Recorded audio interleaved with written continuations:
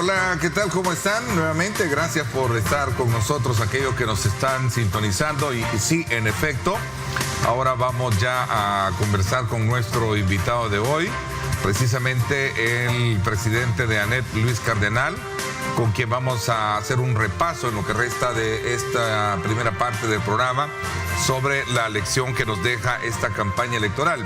Sabemos que había un tráfico muy complicado, un cierre temporal en el sector de la avenida Manuel Enrique Arajo. Bienvenido, buenos días, Luis. Muchísimas gracias, Ernesto. Muy buenos días, estimados televidentes. Las disculpas, motivos de fuerza mayor me hicieron venir tarde.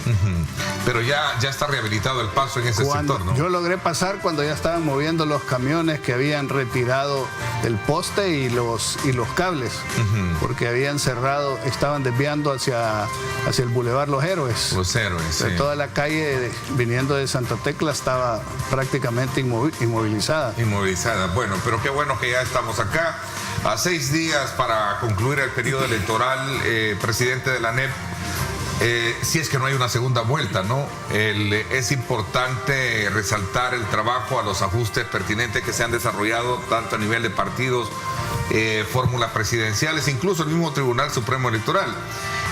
Vamos a aprovechar su presencia hoy para estudiar escenarios de país a futuro que nos permita pues comprender mejor qué es lo que el sector empresarial, el sector privado en nuestro país de alguna manera visualiza. Sin duda alguna, esta campaña electoral ha sido muy atípica, ¿no? Sí. ¿Qué lecciones deja o qué lección a su criterio nos deja esta campaña, presidente de la ANEP? Obviamente ha sido atípica, es una campaña inédita como no ha habido otra en la historia del país, por lo menos en la historia que nosotros podamos recordar, en donde existen 4 partidos, 3 con posibilidades, 2 con posibilidades más grandes y 1 que las encuestas hablan que tiene una ventaja sustancial sobre los otros. Pero dentro de las cosas que más llaman la atención es el hecho de que en esta campaña las encuestas han sido ocupadas como armas mercadológicas electorales, no tanto para recibir información, sino para mandar una sensación de seguridad a los simpatizantes o de inseguridad a quienes no simpatizan con nosotros. El problema que se ha dado es que muchas encuestas, han habido encuestas de todo tipo, encuestas serias, formales, creíbles, que tienen alguna tradición, otras que han salido de a saber a dónde, y se han utilizado de una manera tal en la cual ya pareciera ser que las encuestas están perdiendo la capacidad de pronosticar. Dicen que es una fotografía del momento, pero da una idea de cómo va a ser el futuro. Y han perdido esa capacidad. Entonces ahora se están utilizando otros mecanismos que antes eran desconocidos, como son las redes sociales, la importancia que esté adquiriendo el Facebook, el Twitter y todas estas cosas, donde muchas campañas ya no se hacen por los medios tradicionales, sino que se están trasladando a hacerse en las redes sociales. Es un gran reto, por ejemplo, para los periódicos, porque los periódicos tienen que dar saltos cualitativos, tecnológicos, para poderse mantener a la par de todas las innovaciones técnicas que se están dando. Entonces, nuevamente, yo apostaría, si tuviera que apostar, aquí cualquier cosa puede suceder, pero si tuviera que apostar, yo diría de que aquí vamos a ir a una segunda vuelta, con que uno de los 3 partidos principales saque cercano al 10%, obliga a que se vaya a una segunda vuelta, y en una segunda vuelta lo que puede suceder ya es completamente diferente, ya es una carrera diferente a lo que estaríamos, digamos, viendo en esta primera vuelta. Así las cosas, nosotros como sector, lo que hemos aprendido de la historia es que nosotros defendemos principios, defendemos programas, defendemos soluciones. No vamos a amarrarnos con un partido político u otro, tenemos que estar dispuestos a trabajar con cualquiera que resulte electo. Por supuesto que algunas propuestas nos parecen que tienen más sentido que otras. Algunos candidatos parecieran tener, digamos, o más experiencia o más seriedad o o una posición más cercana a lo que nosotros creemos que se tiene que hacer, pero independientemente de eso, nosotros tenemos que ser institucionales, tenemos que defender los intereses del país, de los ciudadanos, y con el que sea que resulte electo tenemos que poder trabajar. Y vamos a darle nuestro apoyo siempre y cuando se haga lo correcto. Cuando veamos que se están desviando, cuando veamos que se están cometiendo, en nuestra opinión, errores, los vamos a señalar respetuosamente, pero tenemos que señalarlos, pues, porque esa es nuestra obligación y nuestro compromiso con El Salvador. A ver, cosas atípicas. El futuro de las encuestas se va a poner a prueba el próximo Se va a domingo. poner a prueba. Muchas de ellas van a salir diciendo, bueno, es que en ese momento eso es lo que decía la opinión pública, pero la verdad es que la gente, si estas encuestas son muy alejadas de la realidad, de lo que suceda, la gente lo que va a darse cuenta es que las encuestas realmente no predicen los resultados, sino que lo que son es, dependiendo quién las haga y quién las pague, eso es lo que... Digamos que va a poner a prueba lo que sería el grado de credibilidad, ya sea para momento o para futuro, porque recordemos que las encuestas son proyecciones de momento. Sí, son fotos de un momento, ¿sí?, que proyectan lo que podría pasar si no cambian las cosas. El punto es que estamos mal acostumbrados a creer que una encuesta a lo mejor puede ser escrita en piedra. Es que por lo general en el pasado las encuestas serias pues han tenido algún grado de relación con la realidad de los resultados. Y será por el hecho de que antes no teníamos las redes sociales también. Las redes sociales, quieras o no, también va a ser otro factor de prueba el próximo. No, obvio. Porque gran parte de la campaña, que en este caso el candidato Nayib Bukele ha hecho, ha sido también en la parte mediática, pero también su mensaje como candidato no ha sido tanto de territorio, ha sido más de redes sociales. Obvio, por eso digo que es diferente, que es atípico. Atípico, sí. Digamos que las encuestas en el pasado, habían unas que pegaban más cerca y otras que estaban un poco más lejos. Las que pegaban más cerca tenían más credibilidad. Las que quedaban más lejos iban perdiendo credibilidad. Entonces, pero más o menos todas las encuestas, digamos, reflejaban alguna cercanía con los resultados. Ahora lo que está sucediendo es que han salido encuestas de todo tipo, y vamos a ver si las encuestas van a reflejar algún grado de cercanía con los resultados que se den el 3 de febrero. Si eso no se da, entonces el desprestigio para las encuestas o las casas encuestadoras que tengan una gran diferencia y que anden por los aguacates, digamos, de los resultados, eso va a afectar. Entonces ahora están surgiendo diferentes servicios que, digamos, peinan las redes sociales a través de algoritmos y de robots que miden, como hablábamos antes, el humor social, el rumor social, la aceptación, las menciones, etcétera, y van sacando a través de estas fórmulas matemáticas ciertas predicciones. Vamos a ver si este sistema resulta más cercano al resultado que las encuestas tradicionales, y eso va a cambiar entonces la forma de cara al futuro de cómo se midan o se proyecten resultados electorales en el país y en otros lados. A ver, otro elemento y esta caracterización de aspectos que usted ha logrado mencionar en el programa, que es lo atípico y que es lo que hemos tenido en esta campaña electoral. También en el programa de los viernes, lo hemos analizado en nuestro programa de los viernes, nuestro análisis político semanal, y decía uno de nuestros panelistas, hay varios aspectos de los cuales ya hablamos: el tema de las encuestas, ponerlas a prueba, el tema de las redes sociales, también está el tema de si es que verdaderamente puede llegar a romper una tercera fuerza política, que este es un segundo intento, digo porque la última presidencia en la que estuvo el expresidente Saca no lo logró, pero sí esta puede lograr romper ese bipartidismo que también por muchos años ha dominado la agenda presidencial, ¿no? Esa es otra de las cosas que hay que analizar. Si hay posibilidad o hay espacio para una tercera fuerza.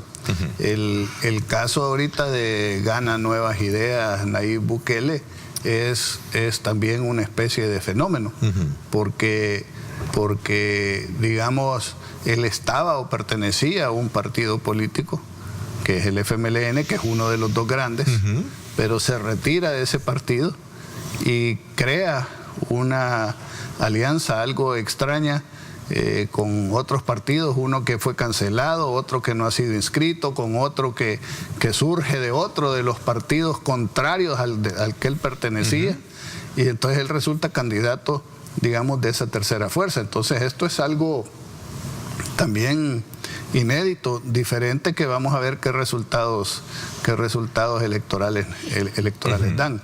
Pero sí creo de que aquí lo que se está obligando, y está obligándonos a los ciudadanos, es a ser más analíticos. Pareciera ser que la campaña en esta ocasión se está manejando mucho a nivel emocional. O sea, se le trata de llegar a los sentimientos y a las emociones a la gente. En el caso del fenómeno de Nayib, él está apostando al descontento, a la insatisfacción que hay con los partidos políticos tradicionales, que no es un fenómeno único de El Salvador. Este es un fenómeno que se da en todas partes del mundo, donde lo que ahora ya conocemos como el outsider llega a ser una propuesta política, y la gente, cansada de las políticas tradicionales o de los partidos tradicionales, empieza a creerle o a comer la idea o la propuesta que se hace.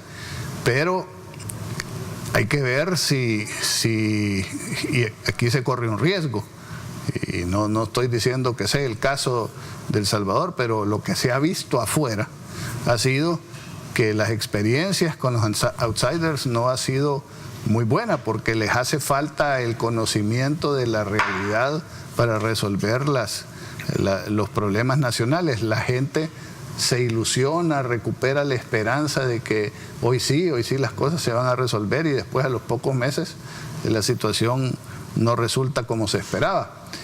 Hay también un componente muy nefasto, creo yo, muy dañino, que es el populismo, que es donde los políticos pretenden decirle a la gente lo que creen ellos que la gente quiere oír, aunque sea irrealista, creando falsas expectativas que después llevan a decepciones, y estas decepciones producen descontento que después, Dios no lo quiera, pero en algunos lados ha sido así, se manifiestan en erupciones y en conflictos sociales.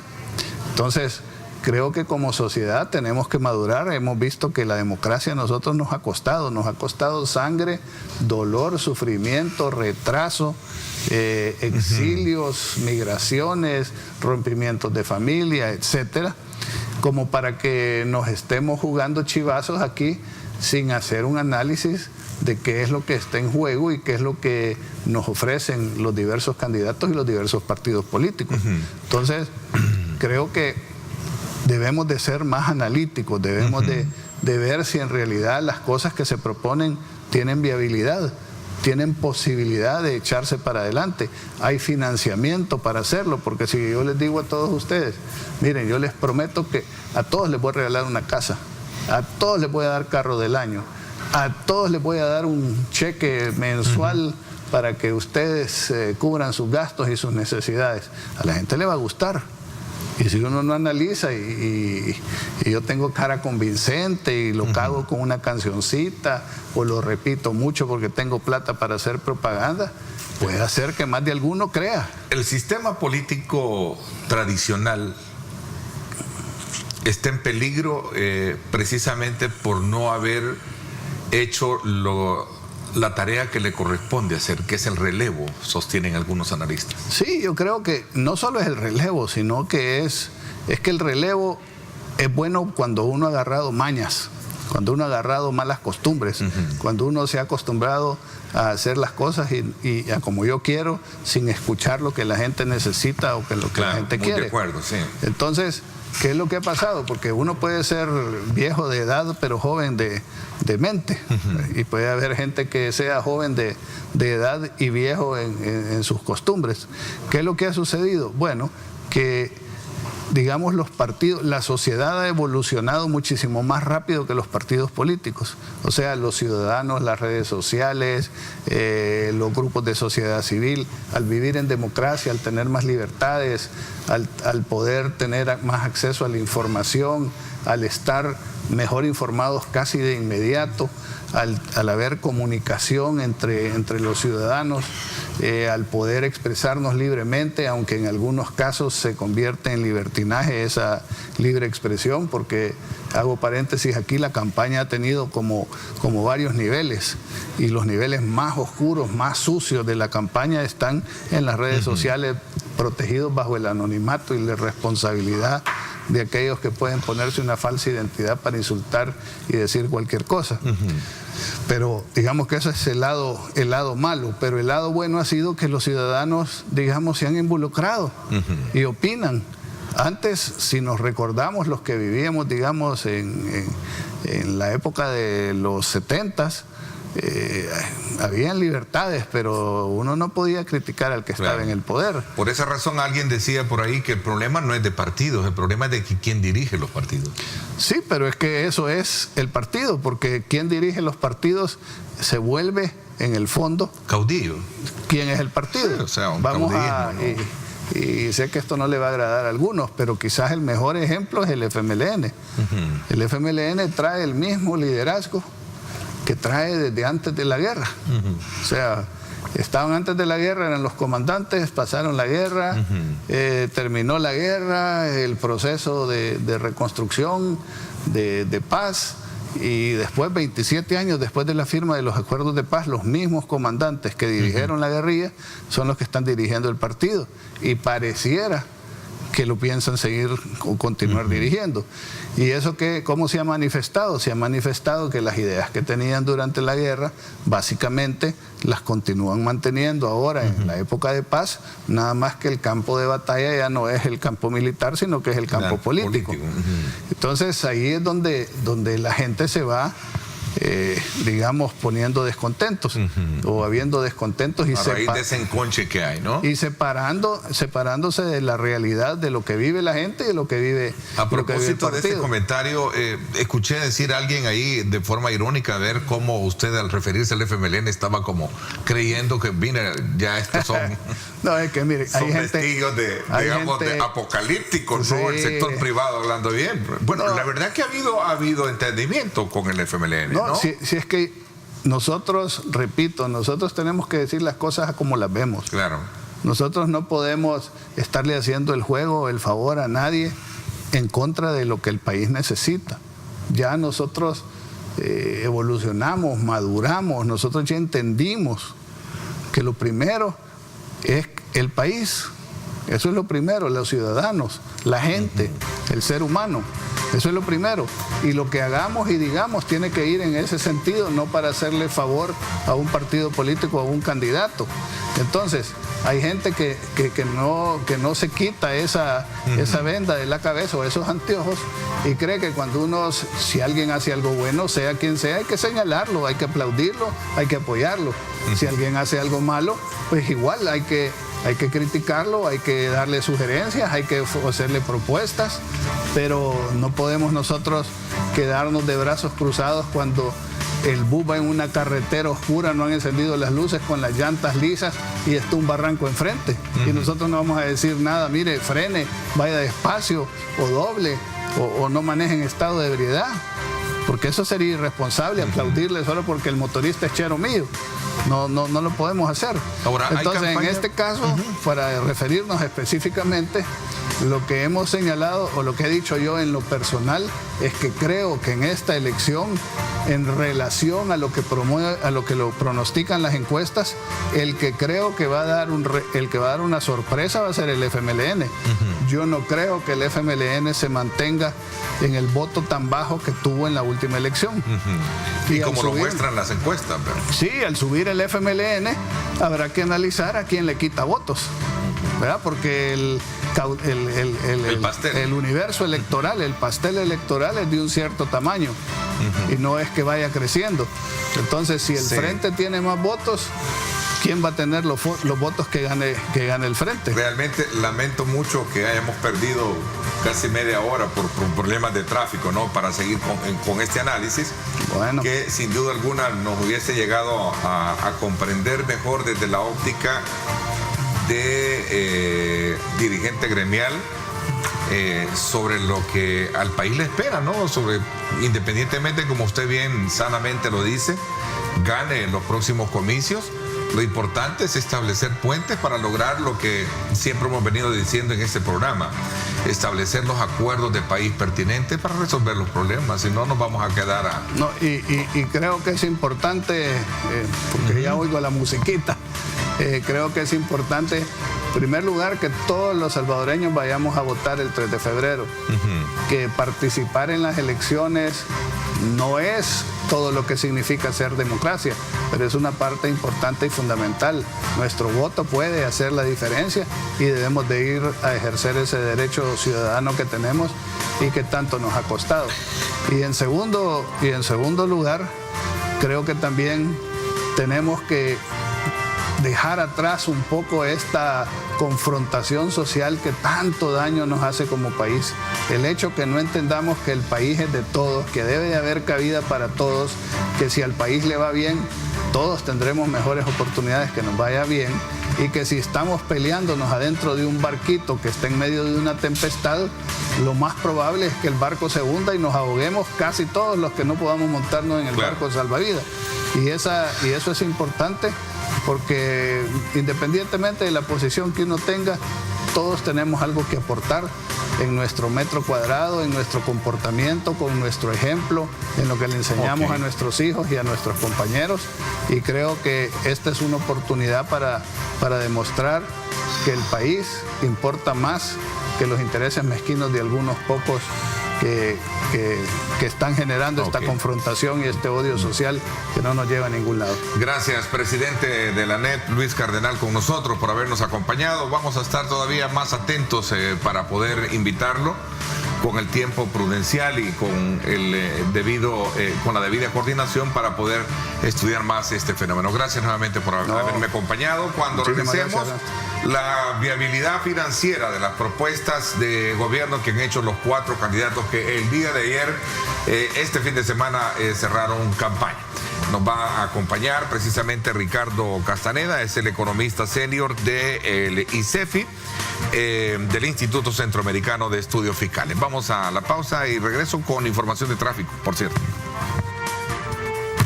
Este es el informe.